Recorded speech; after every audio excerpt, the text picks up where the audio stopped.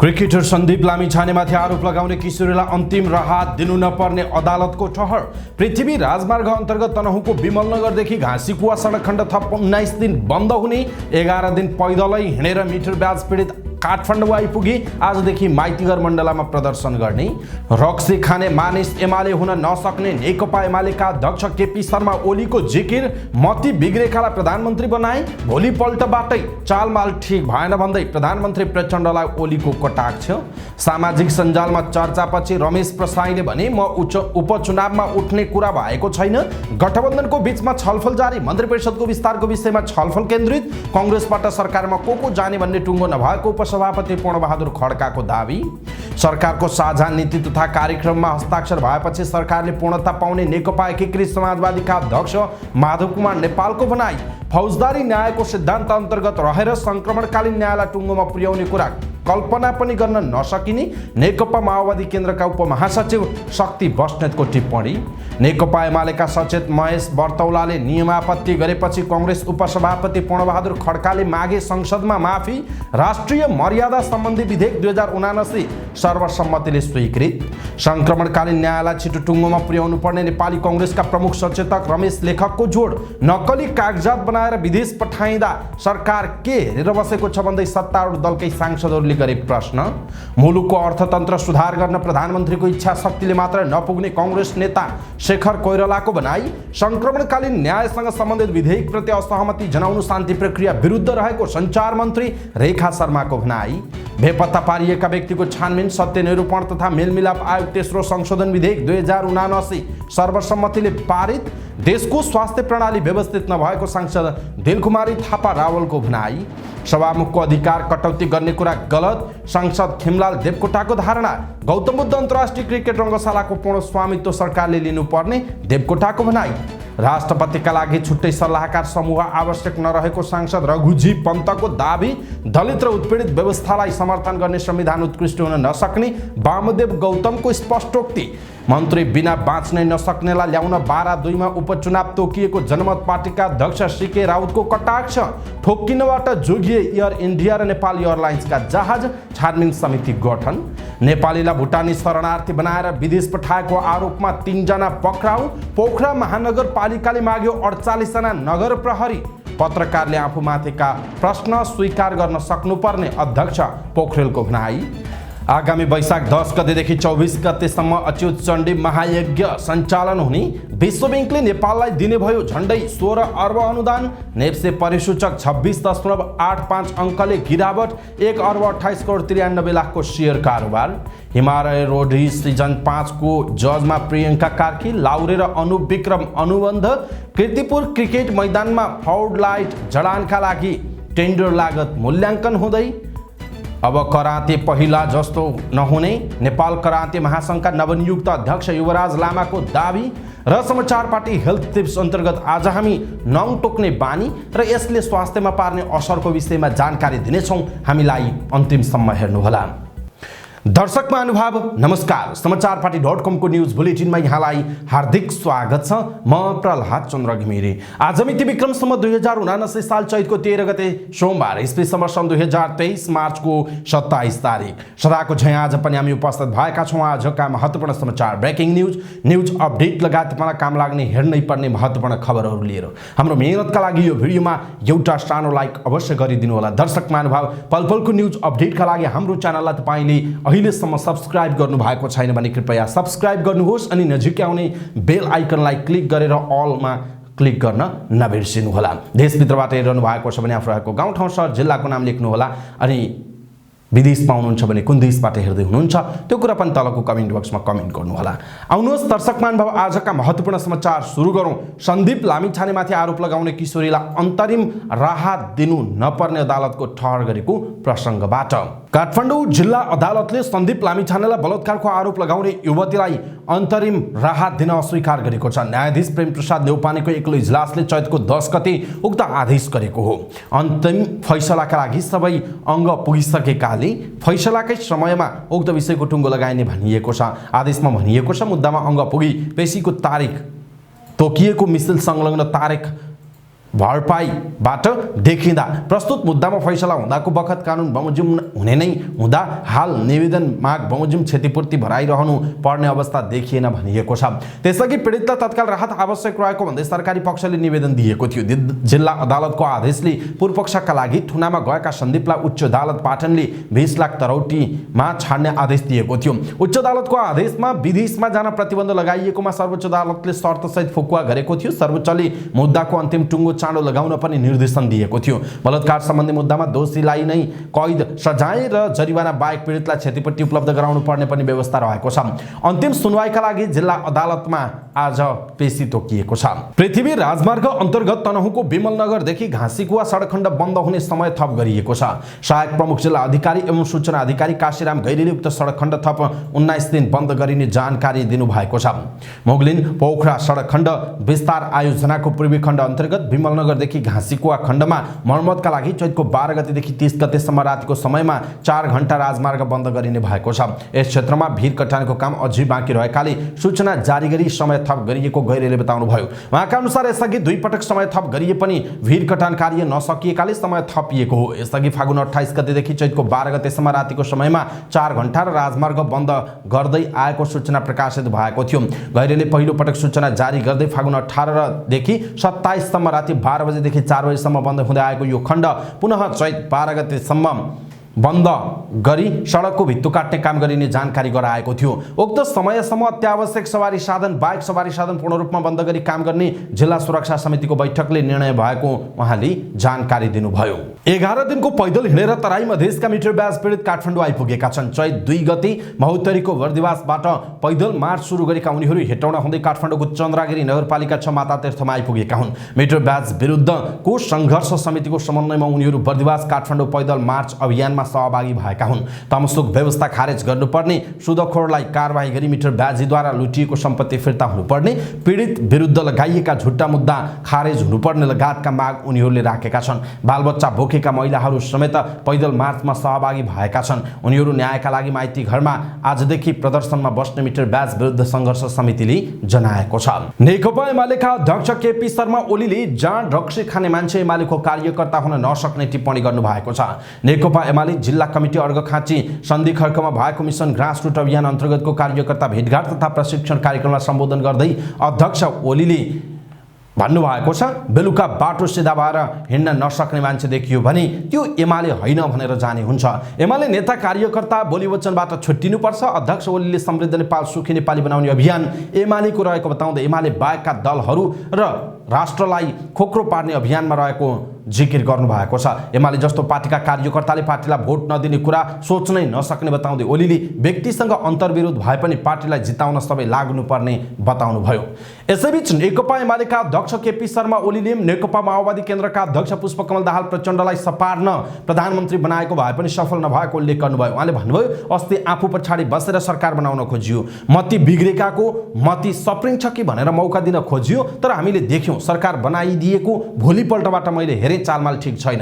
उहाँले आफूहरूले कम्युनिस्ट पार्टीलाई 2/3 अवस्थामा पुर्याएको भए पनि जोगाउन नसकेको बताउनुभयो। दर्शक महानुभाव, केपी शर्मा ओलीको यो भनाइप्रति तपाईँको धारणा के छ? आफ्नो धारणा तलको कमेन्ट बक्समा कमेन्ट गर्नुहोला। दर्शक महानुभाव, केपी शर्मा ओलीले रक्सी खाने कार्यकर्ता एमालेको हुनै सक्दैन भनेर जुन खालको टिप्पणी गर्नुभएको छ, अनि मती बिग्रिएकालाई प्रधानमन्त्री बनाइयो, चालमाल ठिक भएन भनेर जुन प्रचण्डप्रति कटाक्ष गर्नुभएको छ, यसप्रति तपाईँ के भन्नुहुन्छ? आफ्नो कुरा तलको कमेन्ट बक्समा कमेन्ट गर्नुहोला। राष्ट्रिय स्वतन्त्र पार्टी रासपाले 3 क्षेत्रमा हुने उपचुनावमा कसलाई उठाउने भनेर निर्णय गरिसकेको छैन। तर सामाजिक सञ्जालमा भने रमेश प्रसाई र सागर ढकालको नाम एकाएक चर्चामा आएको छ। चितवन 2 सहित तनहुँ 1 र 12 2 मा आगामी वैशाख 10 गते उपचुनाव हुँदैछ। चितवन 2 मा सभापति रवि लामिछाने नै उम्मेदवार हुँदै हुनुहुन्छ, तर बाँकी 2 क्षेत्रमा उम्मेदवार टुङ्गो लागेको छैन। राष्ट्रिय स्वतन्त्र पार्टी विधान अनुसार कुनै पनि निर्वाचन क्षेत्रबाट उम्मेदवार बन्न पहिले प्राइमरी इलेक्सन भएर जानुपर्छ। यदि सम्बन्धित निर्वाचन क्षेत्रमा तत्कालीन मतदाताको सङ्ख्या मध्ये 0.1% पार्टी सदस्य छन् भने उनीहरूले भोट गरेर छानेको व्यक्ति उम्मेदवार बन्नेछन्। तर त्यति सदस्य नभएको अवस्थामा केन्द्रीय समितिले निर्णय गर्छ। एकाएक सामाजिक सञ्जालमा आफ्नो नाम चर्चामा आएको देखेर प्रसाई भने अचम्मित रहनु भएको छ। उपचुनावमा कसलाई उम्मेदवार बनाउने भनेर पार्टीले छलफल नै नगरेको उहाँले बताउनुभयो। म आकांक्षी पनि होइन र पार्टीले उम्मेदवारबारे निर्णय त के छलफल समेत गरेको छैन, प्रसाईले भन्नुभएको छ। यदि पार्टीले उम्मेदवार बन्न प्रस्ताव गर्यो भने तयार हुनुहुन्छ त भन्ने प्रश्नमा उहाँले भन्नुभएको छ, मेरो व्यक्तिगत मान्यता नेता र पार्टीको समेत नीति सकेसम्म कतै पनि ट्विस्ट उम्मेदवार नउठाउने भन्ने छ। अपवादको स्थितिमा बाहेक हामी सोही निर्वाचन क्षेत्रका व्यक्तिलाई नै उम्मेदवार बनाउँछौँ उहाँको भनाइरहेको छ। पार्टीका एक पदाधिकारीले पनि उपचुनावमा कसलाई उम्मेदवार बनाउने भनेर छलफल भइ नसकेको बताउनुभयो। उहाँले भन्नुभएको छ उहाँको नाम हामीले चर्चामा ल्याएको होइन, सामाजिक सञ्जालमा रमेश प्रसाईजीको नाम आएपछि भने हामी पनि सोच्न बाध्य भएका छौँ, उम्मेदवार बनाउने तयारी भएको होइन, तर यति धेरै चर्चा भएपछि यसलाई सुझावका रूपमा लिएर पक्कै छलफल हुन्छ उहाँको भनाइ छ। तनहुबाट उठ्ने चर्चा गरिएका सागा ढकालको भने कुनै सम्भावना नरहेको ती पदाधिकारीले बताउनुभयो। न उहाँले इच्छा जाहेर गर्नुभएको छ न त हामीले प्रस्ताव गरेका छौँ। उहाँले भन्नुभयो उहाँ त अहिले अफ्रिकातिर हुनुहुन्छ। रासोपाले आउँदो 18 गते 3वटै उपचुनावका उम्मेदवारहरू टुङ्ग्याउने गरी निर्वाचन कार्यतालिका सार्वजनिक गरेको छ। नेपाली कांग्रेसका उपसभापति पूर्णबहादुर खड्काले पार्टीबाट सरकारमा को जाने भन्ने विषय नटुङ्गिएको बताउनुभयो। आइतबार संघीय संसद भवन नयाँ बानेश्वरमा सञ्चारकर्मीहरूसँग कुराकानी गर्दै उपसभापति खड्काले मन्त्रालय भागबण्डाको विषय पनि टुङ्गो नलागेको बताउनुभयो। अहिलेसम्म कुन पार्टीले कुन मन्त्रालय लिने भन्ने पनि नटुङ्गिएको खड्काले बताउनुभयो। उहाँले आगामी 3 दिनभित्रमा सरकारले पूर्णता पाउने दाबी समेत गर्नुभएको छ। नेकपा एकीकृत समाजवादीका अध्यक्ष माधव कुमार नेपालले सरकारको साझा नीति तथा कार्यक्रममा हस्ताक्षर भएपछि मात्रै सरकारले पूर्णता पाउने बताउनुभयो। आइतबार संघीय संसद भवन नयाँ बानेश्वरमा सञ्चारकर्मीहरूसँग कुराकानी गर्दै अध्यक्ष नेपालले गठबन्धनका दलहरू बीचमा सरकारको साझा नीति तथा कार्यक्रमको सम्बन्धमा छलफल भइरहेको बताउनुभयो। उहाँले सरकारको साझा नीति तथा कार्यक्रममा हस्ताक्षर भएसँगै सोही मान्यताका आधारमा सरकारले पूर्णता पाउने बताउनुभयो। अध्यक्ष नेपालले आफ्नो पार्टीले गृह, अर्थ र परराष्ट्र मन्त्रालयको दाबी नगरेको बताउनुभयो। उहाँले देशको अर्थतन्त्रको समस्यालाई राम्ररी बुझेको र समस्याको समाधान दिन सक्ने व्यक्तिलाई अर्थमन्त्री बनाउन आफूले प्रधानमन्त्रीलाई सुझाव दिएको बताउनुभयो। त्यस्तै परराष्ट्र मन्त्रालयमा पनि काबिल व्यक्तिलाई जिम्मेवारी दिन आफ्नो सुझाव रहेको उहाँले बताउनु भएको छ। उहाँले प्रधानमन्त्री पुष्पकमल दाहालले सरकारलाई पूर्णता दिने विषयमा प्रत्येक पार्टीहरूसँग छुट्टा छुट्टै छलफल गरिरहेको पनि उल्लेख गर्नुभयो। फौजदारी न्यायको सिद्धान्त अन्तर्गत रहेर संक्रमणकालीन न्यायलाई टुङ्गोमा पुर्याउने कुरा कल्पना पनि गर्न नसकिने सत्तारूढ नेकपा माओवादी केन्द्रका उपमहासचिव शक्तिबहादुर बस्नेतले बताउनु भएको छ। उपमहासचिव बस्नेतले विस्तृत शान्ति सम्झौता, नेपालको अन्तरिम संविधान र नेपालको संविधानले संक्रमणकालीन न्यायको सिद्धान्त अन्तर्गत मात्रै सो समस्याको समाधान गर्न सकिने विशिष्ट व्यवस्था गरेको र सरकारले सोही व्यवस्था अनुसार यो समस्याको समाधान हुने गरी कानुन निर्माण गर्न चाहेको पनि स्पष्ट पार्नु भएको छ। आइतबार प्रतिनिधि सभा बैठकमा बेपत्ता पारिएका व्यक्तिको छानबिन, सत्य निरूपण तथा मेलमिलाप आयोग तेस्रो संशोधन विधेयकमाथिको छलफलमा भाग लिँदै उहाँले पीडितलाई न्याय दिने, परिपूरणको व्यवस्था गर्ने र फेरि मुलुकमा द्वन्द्व आउन नदिने गरी संक्रमणकालीन न्यायलाई टुङ्गोमा पुर्याउन सरकार अगाडि बढिरहेको पनि बताउनुभयो। विधेयकमा शान्ति प्रक्रियाका बाँकी कामलाई पूरा नगर्ने कुरा कहीँ पनि नगरेकाले सबै राजनैतिक पार्टीहरूले त्यसलाई छिटो पारित गर्नुपर्ने उपमहासचिव बस्नेतको भनाइरहेको छ।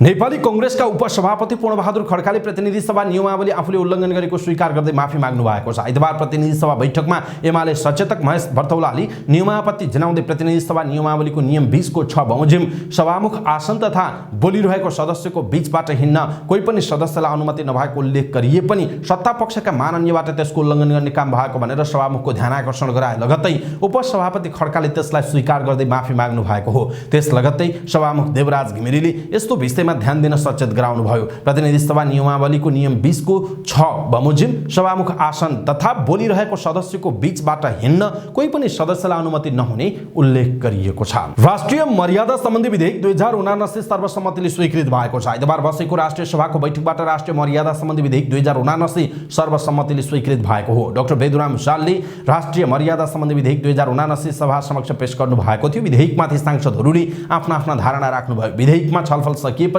राष्ट्रिय सभाका अध्यक्षले विधेयकको विपक्षमा कोही पनि नरहेकाले विधेयक संसदबाट सर्वसम्मतिले स्वीकृत भएको घोषणा गर्नु भएको थियो। नेपाली कांग्रेसका प्रमुख सचेतक रमेश लेखकले संक्रमणकालीन न्यायलाई छिटो टुङ्गोमा पुर्याउनु पर्नेमा जोड दिनु भएको छ। आइतबार प्रतिनिधि सभा बैठकमा बोल्दै बेपत्ता पारिएका व्यक्तिको छानबिन, सत्य निरूपण तथा मेलमिलाप आयोग तेस्रो संशोधन विधेयक 2079 माथिको छलफलमा भाग लिँदै उहाँले सो कुरा बताउनु भएको हो। प्रमुख सचेतक लेखकले संक्रमणकालीन न्याय सरकार वा कुनै राजनीतिक पार्टीको मात्र विषय नभई सिङ्गो राष्ट्रकै साझा विषय भएको हुनाले त्यसलाई टुङ्गोमा पुर्याउन पनि सबै राजनीतिक दलहरूलाई एकताबद्ध हुन उहाँले आग्रह समेत गर्नुभयो। उहाँले पीडितलाई न्याय दिन, परिपूरणको व्यवस्था गर्न र मुलुकमा फेरि द्वन्द्व आउन नदिने गरी सरकारले सो विधेयक ल्याएको जिकिर गर्दै त्यसलाई सहमति, सहकार्य र संवादको माध्यमबाट राजनीतिक दलहरूले पारित गर्न ढिलाइ गर्न नहुने पनि स्पष्ट पार्नुभयो। प्रमुख सचेतक लेखकले 10 वर्षे सशस्त्र सङ्घर्षलाई शान्तिमा रूपान्तरण गरेका राजनीतिक दलहरूले संक्रमणकालीन न्यायको कामलाई पनि छिट्टो टुङ्गोमा पुर्याउने विश्वास समेत व्यक्त गर्नुभयो। राष्ट्रिय सभा सदस्य जयन्ती देवी राईले वैदेशिक रोजगार व्यावसायिक संस्थाहरूले मनपरी ढङ्गले विदेश पठाइरहेको बारेमा सरकार जानकार छ कि छैन भनेर प्रश्न गर्नुभएको छ। आइतबार राष्ट्रिय सभाको बैठकमा बोल्दै उहाँले यस्तो बताउनुभयो। उहाँले वैदेशिक रोजगार व्यावसायिक संस्थाहरूले मनपरी ढङ्गले श्रमिकहरूलाई विदेश पठाइरहेको भन्दै सरकारले आवश्यक कदम चाल्न माग गर्नुभएको छ। उहाँले नक्कली कागजपत्रहरू बनाएर वैदेशिक रोजगार व्यावसायिक सङ्घ संस्थाहरूले मनपरी गरिरहेको प्रति सरकारको ध्यानाकर्षण गराउनुभयो। उहाँले नागरिकलाई सरकारले वैदेशिक रोजगारीमा जाने र सुरक्षितसँग काम गर्ने वातावरण सृजना गर्नुपर्ने बताउनुभयो। उहाँले सरकारले स्वदेशमा नै उद्योगहरू खोलेर रोजगारीको सृजना गर्नुपर्ने पनि बताउनुभयो। नेपाली कांग्रेसका नेता तथा सांसद शेखर कोइरालाले मुलुकको संकटग्रस्त अर्थतन्त्र सुधार गर्नका लागि प्रधानमन्त्रीको इच्छा शक्तिले मात्रै नपुग्ने बताउनुभयो। आइतबार प्रतिनिधि सभाको विशेष समयमा बोल्दै नेता कोइरालाले यस्तो बताउनु भएको हो। उहाँले प्रधानमन्त्री दाहालले नागरिकको विश्वास र सांसदको समर्थनबाट देशमा देखा परेको अर्थतन्त्रको सङ्कट सम्बोधन गरेर समृद्धिको यात्रा तय गर्न सक्नुपर्ने बताउनु भएको छ। प्रधानमन्त्रीले सम्पूर्ण मन्त्रीमण्डललाई नैतिक रूपमा तलमाथि गर्न नदिने प्रण गर्न सक्नुपर्ने उहाँको भनाइ छ। उहाँले मुलुकमा भ्रष्टाचारको जगबाट समाजवाद आउन नसक्ने दाबी गर्नुभयो। नेता कोइरालाले वर्तमान सरकारका सामु अर्थतन्त्र सुधार गर्नुपर्ने चुनौतीको चाङ रहेको पनि बताउनुभयो। उहाँले नागरिकलाई भरोसा र विश्वासमा लिएर अगाडि बढ्न प्रधानमन्त्री सक्नुपर्ने बताउनु भएको छ। उहाँले संसदमा सरकारमा समर्थन लिन सजिलो भए जस्तो समर्थन जोगाउन त्यति नै गाह्रो छ भन्ने कुरा सरकार बनेको 2 महिनामा 2 पटक विश्वासको मत लिनुपर्दा राम्रोसँग नेपाली कांग्रेसले बुझेको उल्लेख गर्नुभयो। उहाँले सरकार टिकाउन जति सांसदको महत्त्व हुन्छ त्यति महत्त्व नागरिकबीच सरकारको विश्वासले निर्धारण गर्ने रहेको बताउनु भएको छ। उहाँले देशको अर्थतन्त्र सबल बनाउनका लागि अनावश्यक खर्च घटाउन आवश्यक रहेको पनि बताउनुभयो। संचार तथा सूचना प्रविधि मन्त्री रेखा शर्माले बेपत्ता पारिएका व्यक्तिको छानबिन सत्य निरूपण तथा मेलमिलाप आयोग तेस्रो संशोधन विधेयकप्रति असहमति जनाउनु शान्ति प्रक्रिया विरुद्धको कुरा भएको बताउनु भएको छ। आइतबार संघीय संसद भवन परिसरमा सञ्चारकर्मीहरूसँग कुराकानी गर्दै मन्त्री शर्माले बेपत्ता पारिएका व्यक्तिको छानबिन सत्य निरूपण तथा मेलमिलाप आयोग तेस्रो संशोधन विधेयकप्रति असहमति जनाउनु शान्ति प्रक्रिया विरुद्धको कुरा भएको बताउनु भएको हो। उहाँले शान्ति प्रक्रियालाई मन नपराउने र शान्ति प्रक्रियालाई बेठिक ठान्नेहरूले यसको विरोध गरेको पनि बताउनुभयो। उहाँले यो विधेयक विगतमा शान्ति सम्झौता गर्नेहरू सबैको साझा विषय भएको बताउनुभयो। उहाँले यो विषय सबै नागरिक र सबै पार्टीहरूको पनि विषय भएको उल्लेख गर्नुभयो। उहाँले विधेयकको सम्बन्धमा राजनीतिक दलहरूका बीचमा सहमति जुटाउने अधिकतम कोसिस भएको बताउनु भएको छ। प्रतिनिधि सभाबाट बेपत्ता पारिएका व्यक्तिको छानबिन सत्य निरूपण तथा मेलमिलाप आयोग तेस्रो संशोधन विधेयक 2079 माथि विचार गरियोस् भन्ने प्रस्ताव सर्वसम्मतिले पारित भएको छ। आइतबार बसेको प्रतिनिधि सभाको बैठकले बेपत्ता पारिएका व्यक्तिको छानबिन सत्य निरूपण तथा मेलमिलाप आयोग तेस्रो संशोधन विधेयक 2079 माथि विचार गरियोस् भन्ने प्रस्ताव सर्वसम्मतले पारित गरेको हो। प्रतिनिधि सभाको बैठकमा सो विधेयकमाथि सांसदहरूले आफ्नो धारणा व्यक्त गर्नु भएको थियो। प्रतिनिधि सभाको अर्को बैठक चैतको 15 गते दिउँसो 1 बजे बस्ने गरी स्थगित भएको छ। राष्ट्रिय सभा सदस्य दिलकुमारी थापा रावल पार्वतीले देशको स्वास्थ्य प्रणाली व्यवस्थित नरहेको बताउनुभयो। आइतबार राष्ट्रिय सभाको बैठकमा बोल्दै उहाँले यस्तो बताउनु भएको हो। उहाँले नेपालको स्वास्थ्य प्रणाली चिन्ताजनक अवस्थामा रहेको बताउनु भएको छ। उहाँले एउटा अस्पतालबाट अर्को अस्पताल धाउँदा एम्बुलेन्सभित्र नै बिरामीले ज्यान गुमाउनु पर्ने बाध्यता सृजना भएको बताउनुभयो। उहाँले स्वास्थ्य प्रणाली व्यवस्थित नहुँदा प्राप्त संघीय लोकतान्त्रिक गणतन्त्रात्मक व्यवस्था संघीयता 3 तहका सरकारको उपलब्धि नदेखिएको बताउनु भएको छ। सांसद थापाले 3 तहका सरकारहरूको बीचमा समन्वय र सहकार्य नहुँदा नागरिकहरूले दुःख पाइरहेको बताउनुभयो। उहाँले संघीय सरकार अन्तर्गतका अस्पतालहरू पनि नागरिक मैत्री बन्न नसकेको बताउनुभयो। अस्पतालहरू बिरामी मैत्री नभएकाले दीर्घकालीन रोगहरूको चाप बढेको पनि उहाँको भनाइ छ। राष्ट्रिय सभाका सांसद खिमलाल देवकोटाले सभामुखको अधिकारलाई कटौती गर्ने कुरा गलत रहेको बताउनु भएको छ। आइतबार राष्ट्रिय सभाको बैठकमा बोल्दै उहाँले यस्तो बताउनु भएको हो। उहाँले अनावश्यक रूपमा सभामुखको अधिकारलाई कटौती गर्ने हस्तक्षेप गर्ने बहस चलिरहेको बताउनु भयो। उहाँले प्रतिनिधि सभामा छलफलमा रहेको यो प्रावधान राष्ट्रिय सभामा पनि आउन सक्ने भन्दै चिन्ता व्यक्त गर्नुभयो। राष्ट्रिय सभामा पनि अध्यक्षको अधिकार कटौतीको विषयले प्रवेश पाउन सक्ने भन्दै त्यस्तो नगर्न उहाँले आग्रह गर्नुभयो। यसैबीच राष्ट्रिय सभा सदस्य खिमलाल देवकोटाले चितवनमा निर्माणाधीन गौतम बुद्ध अन्तर्राष्ट्रिय क्रिकेट रङ्गशालाको पूर्ण स्वामित्व सरकारले लिनुपर्ने बताउनुभयो।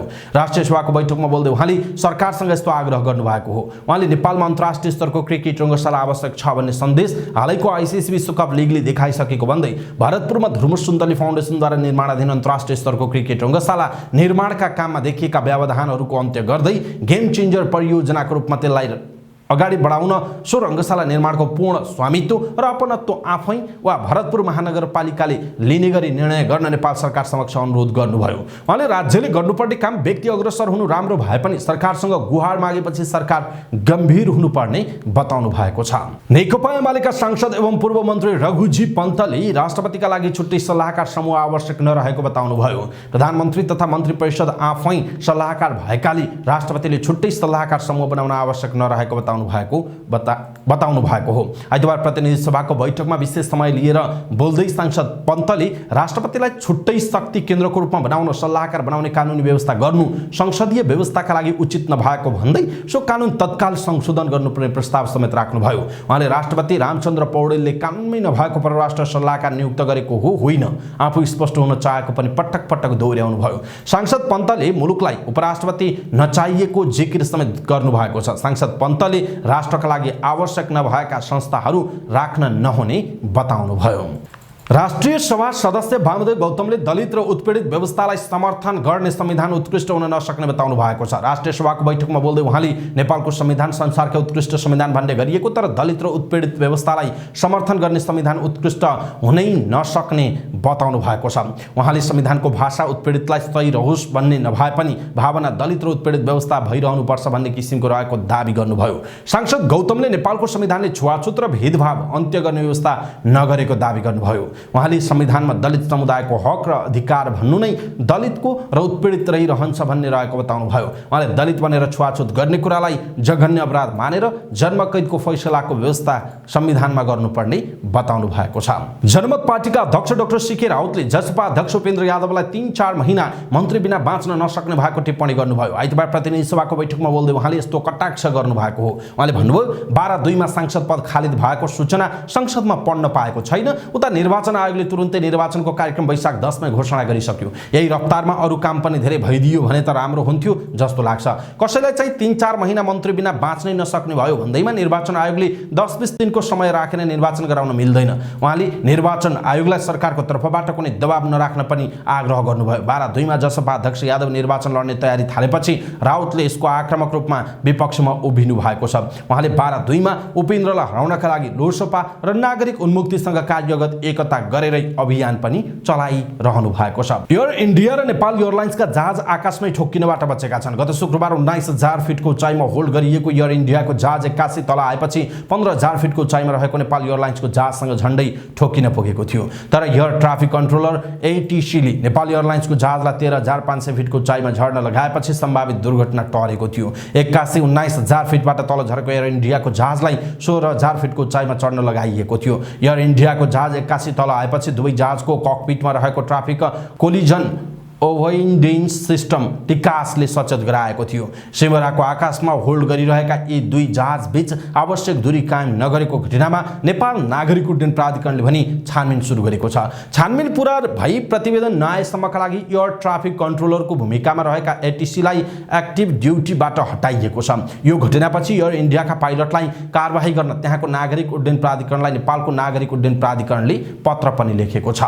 नेपालीलाई भुटानी शरणार्थी बनाएर विदेश पठाएको आरोपमा 3 जना पक्राउ परेका छन्। उपत्यका अपराध अनुसन्धान कार्यालयले केशव दुलाल, सानु भण्डारी र टेक गुरुङलाई पक्राउ गरेको हो। अपराध अनुसन्धान कार्यालय स्रोतका अनुसार पछिल्लो 3-4 वर्षमा उनीहरूले 81 जनालाई विदेश पठाइसकेका छन्। नेपाली नागरिकलाई भुटानी शरणार्थीको कागज बनाएर विदेश पठाउँदा 25 देखि 30 लाख रुपैयाँसम्म लिएको पाइएको प्रहरी अधिकारीहरूले बताएका छन्। पोखरा महानगरपालिकाले 48 जना नगर प्रहरी माग गरेको छ। महानगरपालिकाले चैतको 27 गतेसम्म दरखास्त दिन पाउने गरी आइतबार सूचना प्रकाशित गरेको हो। नगर प्रहरीमा दरखास्त दिन 18 वर्ष पुरा भई 30 वर्ष ननागेको र नेपाल सरकार वा अन्य कुनै सुरक्षा सेवाबाट निवृत्तिको हकमा 37 वर्ष ननागेको हुनुपर्ने महानगरको सूचनामा उल्लेख छ। महानगरले खुल्लातर्फ 27, महिला 4, आदिवासी जनजाति 7, मधेसी 6, दलित 3 र पिछडिएको क्षेत्र अन्तर्गत 1 जनाको विज्ञापन प्रकाशित गरेको छ। नेपाल पत्रकार महासंघका अध्यक्ष विपुल पोखरेलले पत्रकारिता क्षेत्रमा धेरै प्रश्न उठ्ने गरेको भन्दै सबै पत्रकारहरू सजग हुन जरुरी रहेको बताउनुभयो। आइतबार आयोजित आजको पत्रकारिता अबको पत्रकारिता विषय अन्तर्क्रिया कार्यक्रममा बोल्दै अध्यक्ष पोखरेलले यस्तो बताउनुभयो। उहाँले पत्रकारितामाथि विश्वसनीयताको खोजी गरिरहेको बताउनुभयो। उहाँले पत्रकारहरूले आफूमाथि उठेका प्रश्नहरू स्वीकार गर्न सक्नुपर्ने पनि बताउनुभयो। उहाँले पत्रकारहरूले आफूले प्रश्न स्वीकार गर्न नसके अरूलाई प्रश्न सोध्ने अधिकार पनि नभएको बताउनुभयो। उहाँले आफूमाथि उठेका प्रश्नहरू स्वीकार गरेर सच्चिन सक्नुपर्ने पनि बताउनुभयो। आगामी वैशाख 10 गतेदेखि 24 गतेसम्म अच्युत चण्डी महायज्ञ एवं श्री गणपति महायज्ञ हुने भएको छ। मारवाडी सेवा समिति नेपालको तत्वाधानमा नेपालमा पहिलो पटक यति ठूलो यज्ञ हुने आयोजकको दाबी छ। महायज्ञमा श्रीमद् भागवत कथा, सन्त सम्मेलन र श्रीकृष्ण रासलीला पनि महायज्ञका क्रममा प्रस्तुत हुने बताइएको छ। 251 ब्राह्मणद्वारा 100 कोणीय विराट महायज्ञको आयोजना गरिएको हो। महायज्ञ पशुपति मन्दिर परिसर हंस मण्डप बनकालीमा हुने बताइएको छ। आयोजकले स्वआत्मनिर्भर नेपालको निर्माण, आर्थिक उन्नति एवं औद्योगिक क्रान्तिका लागि आयोजना गरिएको बताएको छ। महायज्ञमा अनन्त श्री विभूषित महामण्डली स्वर स्वामी श्री प्रखराजी महाराज उपस्थित हुनुहुने जनाइएको छ। विश्व बैंकले नेपाललाई 12 करोड अमेरिकी डलर झण्डै 16 अर्ब रुपैयाँ बराबरको अनुदान दिने भएको छ। विश्व बैंक कार्यकारी निर्देशक बोर्डले आइतबार नेपाल सरकारको प्रमुख विद्यालय शिक्षा क्षेत्र कार्यक्रम कार्यान्वयन गर्न यो रकम बराबरको अनुदान दिने निर्णय गरेको हो। यो कार्यक्रम विगतको विद्यालय क्षेत्र कार्यक्रममा आधारित रहेको छ। मालदिप्स, नेपाल र श्रीलङ्काका लागि विश्व बैंकका कन्ट्री निर्देशक फारिस हदाद जेभोसले गुणस्तरीय शिक्षामा लगानी गर्नु भनेको मानवको पुँजी विकासका लागि महत्त्वपूर्ण रहेको बताएका छन्। साताको पहिलो कारोबारको दिन आइतबार नेप्से परिसूचक उच्च अङ्कले गिरावट आएको छ।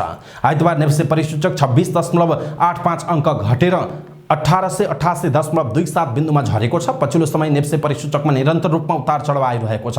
यस्तै सेन्सेटिभ इन्डेक्स 5.01 अङ्कले घटेको छ भने फ्लोट इन्डेक्स 1.98 अङ्क घटेको छ भने सेन्सेटिभ फ्लोट इन्डेक्स 1.95 अङ्कले घटेको छ। आइतबार कारोबारमा आएका 259 कम्पनीको 37,54,000 किता सेयर 1 अर्ब 28 करोड 93 लाख रुपैयाँ बराबरको खरिद बिक्री भएको छ। बिहिबारको तुलनामा आइतबार नेप्से कारोबार रकम समेत घटेको छ। बिहिबार 1 अर्ब 41 करोडको सेयर कारोबार भएको थियो। नेप्सेका 13 वटै उपसमूहको परिसूचक घटेको छ, जसमध्ये म्युचुअल फन्ड उपसूचकको परिसूचक 4.77% घटेको छ। त्यस्तै लघुवित्त 3.84%, उत्पादन तथा प्रशोधन र व्यापार 2% भन्दा बढी घटेको छ भने विकास बैंक, वित्त बैंक, निजीवन बीमा समूहको परिसूचक 1% भन्दा बढी घटेको छ। नेप्से परिसूचक घटे पनि मायाखोला हाइड्रोपावर र एसियन हाइड्रोपावरको सेयर सकारात्मक सर्किट लेभलमा कारोबार भएको छ। त्यस्तै कालिन्चोक दर्शनको सेयर मूल्य 6% बढेको छ। तर यता जीवन विकास लघुवित्त, जालपा लघुवित्त, युनिक नेपाल लघुवित्त र महिला लघुवित्तको सेयर नकारात्मक सर्किट लेभलमा कारोबार भएको छ। आइतबार हिमालयन डिस्टिलरी कम्पनीको 8 करोड 62 लाख रुपैयाँ बराबरको सेयर खरिद बिक्री भएको जनाइएको छ।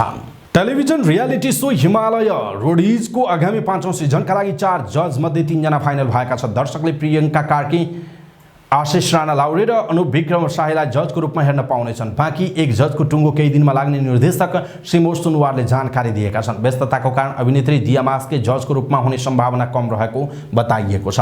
केही दिन अघि प्रियङ्का र निर्देशक सुनवारको एक तस्बिर सार्वजनिक भएको थियो, जहाँ यी दुईले एक रियालिटी शोमा सहकार्य गर्ने चर्चा चलेको थियो। यति बेला आएर यो कुरा पुष्टि भएको छ कि उनी सुनवारको निर्देशनमा रहने हिमालयन रोडीजमा प्रियङ्का एक जज हुनेछन्। 5औं सिजनको छायाङ्कन वैशाख 10 गतेदेखि सुरु हुने तयारीमा छ। यसपटकको संस्करणलाई टेलिभिजन पर्सनालिटी सुरज सिंह ठकुरीले होस्ट गर्नेछन्। नयाँ सिजनमा अघिल्ला संस्करणमा भन्दा भिन्न टास्कहरू प्रस्तुत गरिने निर्देशक सुनवारले बताएका छन्। 5औं सिजनको थीम जर्नी टु एक्सट्रिम राखिएको छ। हिमालय टेलिभिजनका महाप्रबन्धक गोविन्द ढकालले नयाँ वर्षदेखि यो कार्यक्रम प्रसारण हुने बताएका छन्। टिभीसँग अन्य अन्तर्राष्ट्रिय रियालिटी सोहरू पनि पाइपलाइनमा रहेको उनले जानकारी दिएका छन्। दर्शक महानुभाव, हिमालय रोडीज तपाईलाई कस्तो लाग्छ? आफ्नो कुरा तलको कमेन्ट बक्समा कमेन्ट गर्नुहोला। राष्ट्रिय खेलकुद परिषद राखेपले कीर्तिपुर स्थित त्रिवी क्रिकेट मैदानमा रात्रिकालीन समयमा पनि खेल सञ्चालन गर्न मिल्ने गरी फ्लड लाइट जडानका लागि लागत मूल्याङ्कन सुरु गरेको छ। सरकारले आर्थिक वर्ष 2079-80 को बजेटमा कीर्तिपुर मैदानमा फ्लड लाइट जडानका लागि 10 करोड रुपैयाँ बजेट विनियोजन गरेको छ। राखेपका प्रशासन प्रमुख मधुसूदन बस्नेतले फ्लड लाइट जडानका लागि यही आर्थिक वर्षभित्र टेन्डर आह्वान हुन सक्ने आशा व्यक्त गरेका छन्। 2 साता अघि आइसिसी विश्वकप लिग 2 मा शानदार प्रदर्शनसँगै नेपाल टिम आउने जुलाईमा जिम्बाब्वेमा हुने एक दिवसीय विश्वकप छनौटमा प्रवेश गरेको थियो। त्यसपछि क्रिकेटका लागि घरेलु पूर्वाधार पूर्वाधारको व्यथितिले चर्चा पाएको छ। राष्ट्रिय टिमलाई बधाई दिँदै प्रधानमन्त्री पुष्पकमल दाहाल प्रचण्डले पनि त्रिवी मैदानमा फ्लडलाइट जडानका लागि निर्देशन दिनुभएको थियो। आइतबार प्रधानमन्त्रीको स्वकीय सचिव समेत रहनु भएकी प्रचण्ड पुत्री गंगा दाहालले फेसबुकमा त्रिवी मैदानको फोटोसप गरेको तस्बिर राख्दै प्रधानमन्त्रीको निर्देशनपछि काम सम्पन्न भएको दावी गर्नुभएको थियो। तर नियामक निकाय र राखेपले भने अहिलेसम्म टेन्डर प्रक्रिया समेत सुरु गरिसकेको छैन। प्रशासन प्रमुख बस्नेतले फ्लडलाइट जडान गर्ने स्थानको माटो परीक्षण सम्पन्न भएको बताएको छ। चितवनमा सम्पन्न नेपाल कराते महासंघको केन्द्रीय साधारण सभाले तदर्थ समितिका संयोजक युवराज लामाको अध्यक्षतामा 29 सदस्यीय कार्य समिति चयन गरेको छ। यो सँगै करातेमा दशक लामो विवादको अन्त्य भएको छ। पुरेन्द्र विक्रम लाखे नेतृत्वको अन्तर्राष्ट्रिय मान्यता प्राप्त र दावा गुरुङ नेतृत्वको राष्ट्रिय मान्यता प्राप्त कराते महासंघ विघटन गरी राखेपाले 3 महिनाभित्र निर्वाचन गर्ने गरी गएको मागमा तदर्थ समिति बनाएको थियो। समितिको नेतृत्व राखेपा पूर्व सदस्य सचिव तथा करातेका पूर्व अन्तर्राष्ट्रिय खेलाडी युवराज लामाले लिएका थिए। समितिले 2 महिनाभित्रै विवादरहित रूपमा महासंघको विधानदेखि स्थानीय हुँदै केन्द्रीय साधारण सभा र निर्वाचन सम्पन्न गरेको छ। लामा आफै निर्विरोध आउने 4 वर्षका लागि नेतृत्वमा पुगेका छन्। नेपाल करातेको विकासका लागि लामालाई राष्ट्रिय टिम तयारीका साथसाथै धेरै नीतिगत सुधारको चुनौती पनि छ। प्रमुख कुरा भनेको कराते र विज्ञानलाई एकसाथ अगाडि बढाउनु पर्नेछ। यसका धेरैवटा स्तरहरूमा समस्या रहेको छ। यसलाई सुधार गर्नुपर्छ। बेल्ट बेचाबेचको अराजकता विगतमा धेरै देखिएका थिए। त्यसलाई नियन्त्रण गरी नेपाल क्रान्ति महासंघको मातहत ल्याउनु पर्नेछ निर्वाचित भएपछि उनले लामाले भनेका छन्। समाचार पार्टी न्यूज बुलेटिनमा पालो भएको छ समाचार पार्टी हेल्थ टिप्स। आजको समाचार पार्टी हेल्थ टिप्समा हामीले नङ टोक्ने बानी र यसको विषयमा स्वास्थ्यमा कस्तो खालको असर गर्छ भन्ने विषयवस्तुमा जानकारी दिनेछौँ। हामीलाई अन्तिमसम्म हेर्नुहोला। सबै नेपालीहरू माझ पुर्याउनका लागि यो हेल्थ टिप्स आफ्नो फेसबुक ट्विटर लगायतका सामाजिक सञ्जालमा सेयर गर्नुहोला। आफन्तजन र इष्टमित्रलाई मेसेन्जरमा पठाइदिनुहोला। केही खराब आचरणका कारण मानिसको स्वास्थ्यमा त प्रतिकूल प्रभाव परेको हुन्छ नै, समूहमा बस्दा समेत घृणाको पात्र बन्न सकिन्छ। यस्तै खराब स्वभाव हो नङ टोक्ने। यो साझा र निकै फोहोरी बानी हो। तैपनि लाखौं मानिसले नङ टोक्न छडेका छैनन्। आखिर किन यस्तो भइरहेको छ त? यसबारे मनोविज्ञहरू आफ्ना तर्क गर्छन्। एक विज्ञका अनुसार मानिसले अत्याधिक नकारात्मक सोच आयो भने नङ टोक्छ।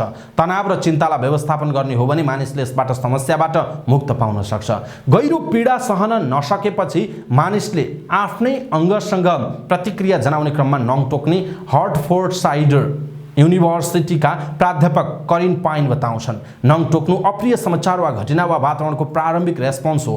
प्रारम्भिक रूपमा यसले आवेगलाई नियन्त्रण पनि गर्छ। करिन भन्छन् कोही मानिसमा कपालका रौँ उखल्ने वा छाला तान्ने समस्या छ भने त्यो व्यक्ति अत्याधिक तनावमा छ भन्ने बुझ्दा हुन्छ।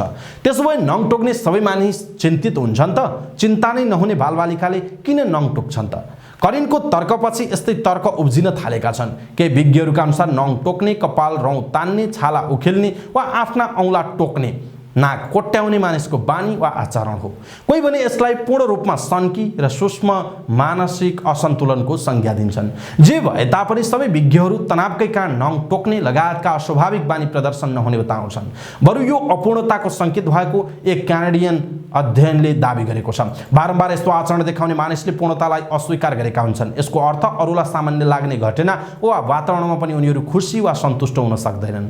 मोन्ट्रियल विश्वविद्यालयका प्राध्यापक किरोन ओ कनोर भन्छन् त्यसकारण आफ्नो उद्देश्य वा लक्ष्य पूरा नहुँदा उनीहरूमा हताश, अधैर्य र असन्तोष हुने खतरा हुन्छ। उनीहरूले सामान्य मानिसले भन्दा बढी दिक्क मान्ने उनीहरूको भनाइ छ।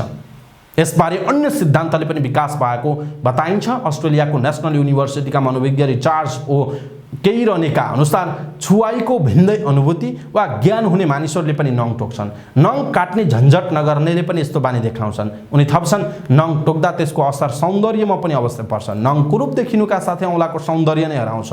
औँलाको टुप्पोबाट रगत पनि बग्छ। बारम्बार नङ टोक्ने आदत भएमा मनोविद वा काउन्सिलरहरूको सहयोग लिनुपर्ने चिकित्सक अर्थात् डाक्टरहरूको राय रहेको छ।